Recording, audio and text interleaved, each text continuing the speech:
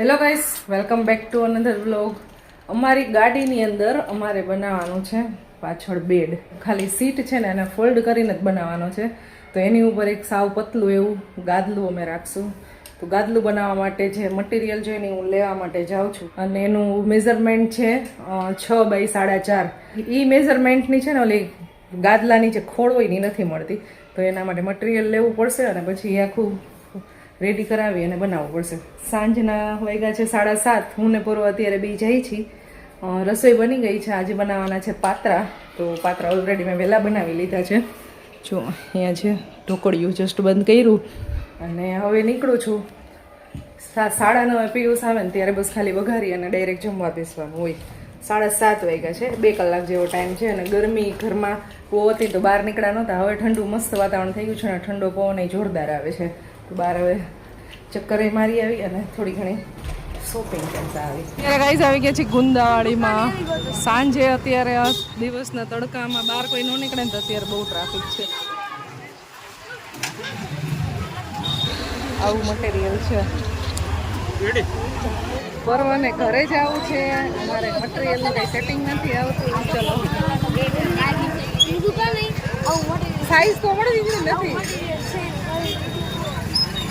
3 metre 3 ફૂટનું મળે છે. આપણે જોઈ છે 4.5. 5 ફૂટ નથી. 2-3 જગ્યાએ પૂછી લીધું. કાંઈ વાંધો નહીં. આપણે હવે છે ને અહીંયા 1-2 વસ્તુ બીજી લેવાની છે એ લઈ લઈએ અને પછી અહીંથી નીકળી જશું. અમારે આ ભાઈને છે ને સાથે લઈ આવી છું. પણ હજી તો જેવા બી પહોંચ્યા ને બસ મમ્મા ઘરે જવું છે, ઘરે જવું ચાલે. એક લાલચ આપી છે પેડ ખવડાવવાની, સાધનાની પેડ. પણ તોય નથી રહેવું અહીંયા, બસ ઘરે આવી.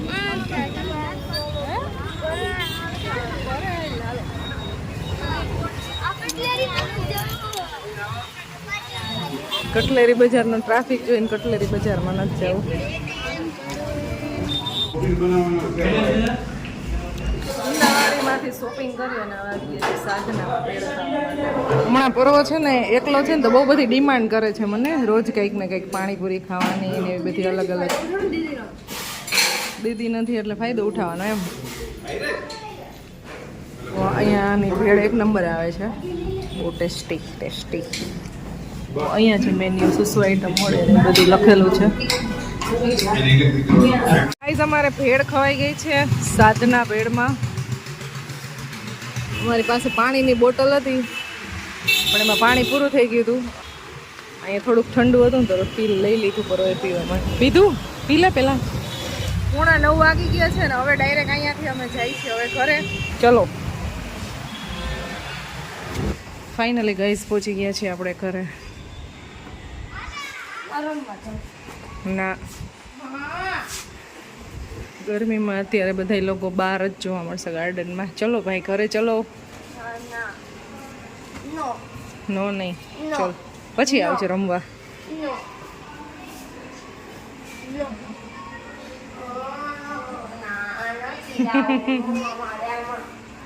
ગાઈઝ અમારે ગાદલાનું કામ છે ને થયું નથી.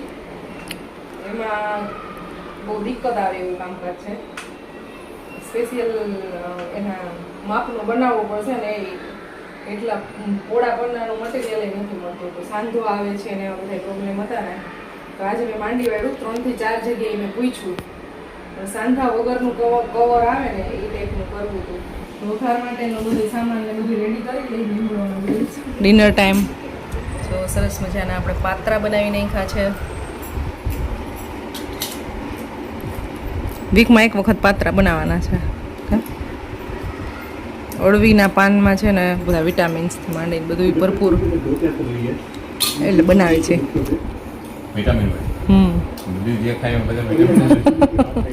જો આમાં પીઝા બનાવે છે. બધા ફૂડના જ વિડીયો જોતા હોય. ગાઈસ સવારના 7:45 વાગ્યા છે. અમારી સોસાયટીનો ખૂબસૂરત નજારો. હળવો તડકો છે. આપણે જઈએ છીએ દૂધ લેવા માટે.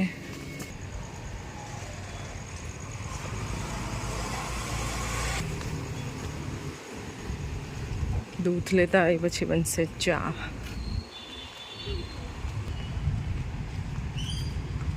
દૂધ લઈને આવી ગયા છીએ. સવારમાં આજે નાસ્તામાં બને છે ભાખરી ચાય. અહીંયા પે ચાય. બાળકોની સ્કૂલ ચાલુ નથી ને એટલે સવારમાં બસ ભાગા દોડી વાળું કંઈ કામ જ ના હોય. ખાલી મસ્ત નાસ્તો બનાવી અને નાસ્તો એન્જોય કરવાનો અને પછી ઘરનું આરામથી કામ કરવાનું. અને હમણાં અઠવાડિયે 10 દિવસ પછી વેકેશન ખુલી જ જશે અને પછી ભાગા દોડી ચાલુ થશે સવારમાં. બાળકો ઉઠશે નહીં ને એવું બધું ચાલશે. એક ને એક કંટાળો આવે, કંઈક ને કંઈક બદલાવ આવવા જોઈએ. વેકેશન આવવું જોઈએ, સ્કૂલે હોવી જોઈએ, બધું હોવું જોઈએ. અત્યારનું તાપમાન છે 28 ડિગ્રી ટેમ્પરેચર બતાવે છે. 28 ડિગ્રી ગુડ મોર્નિંગ થાય એમ ને. આજે તો એ ઓછું છે એમ કયો, વાદળા છે જો બહાર. તાપમાન તો રહેવાનું ભાઈ. જૂન સ્ટાર્ટ થઈ જાય પછી તાપમાન હજી 20 દિવસ રહેશે આવું ટેમ્પરેચર. 15 જૂન સુધી કરીએ પછી તો વાદળા હોય તો ગરમી જાજી લાગે. બફારો થવા માંડે. અલનીનો ઇફેક્ટ તો આવવાની જ છે. સવારમાં નાસ્તો કરી લઈ. કાલનો વ્લોગ આપણે આજે કન્ટિન્યુ કર્યો છે. અત્યારે ખાલી ઊન પરો આખા દિવસમાં હોય. અમારે શું ક્લિપ લેવી આખા દિવસમાં? આવી ગરમીમાં કેમ બહાર નીકળવું તડકામાં? પણ હવે બ્લોગને એન્ડ કરી દઉં. કાલનો કન્ટિન્યુ કર્યો છે. તમે નાની અમારી હમણાં ક્લિપ જોતા હશો. ક્યાંય ટ્રાવેલ કરશું તો મોટી આવશે. પછી નાની ક્લિપ જોવાની, એન્જોય કરવાના અમારા વિડીયોઝ. હવે હું એક ભાઈ કે અલ્ટો વેચી નહીં તો તમે અલ્ટોની સામેથી તમે તમારો બ્લોગ જોતા લ્યો. તો હવે અમારા વિડીયો નહીં જોવો તમે જોજો.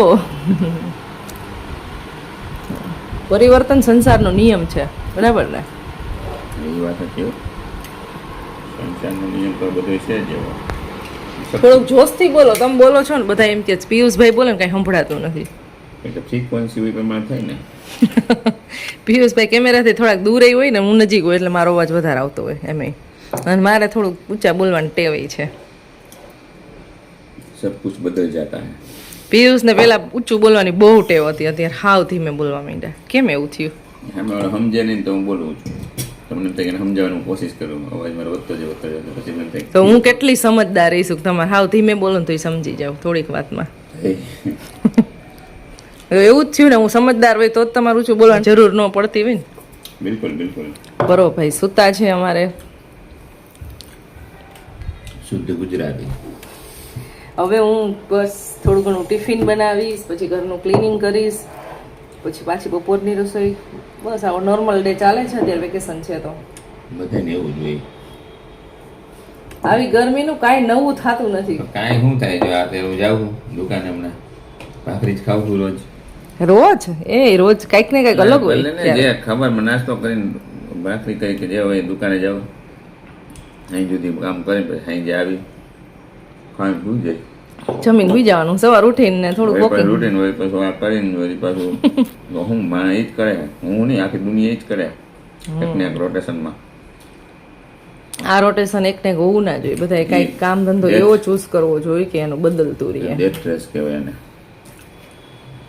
ડેથ રેસ, મોતની રેસ કહેવાય એમ. માણસને નથી ખરેક ને આપણે ખબર જ નથી ક્યાં જઈએ. ઘડાની પડતે કીડીઓ આટા મારતી હોય તો કેમ આટા માર્યા જાય, ખબર જ નહીં રસ્તો ક્યાં પૂરો ક્યારે થાય. પૂરો જ ન થાય, કારણ કે ઘડાની પાસે આટા મારતી હોય. આમ કીડીઓ આટા મારી રાખતી હોય, બરોબર. એને ખબર જ ન હોય કે રસ્તો ક્યાં જાય છે કે નહીં. મરી ન જાય ત્યાં સુધી. સુબે કા અચ્છા વિચાર, સુવિચાર હોય ને, એવું ન હોય જ ને. સાચું. લાખની વાત કરી અત્યારમાં તમે. ફાઇનલી હવે વ્લોગને એન્ડ કરી દઈ. મળશું નેક્સ્ટ વિડીયોમાં. Bye, good night, good morning, જય શ્રી કૃષ્ણ.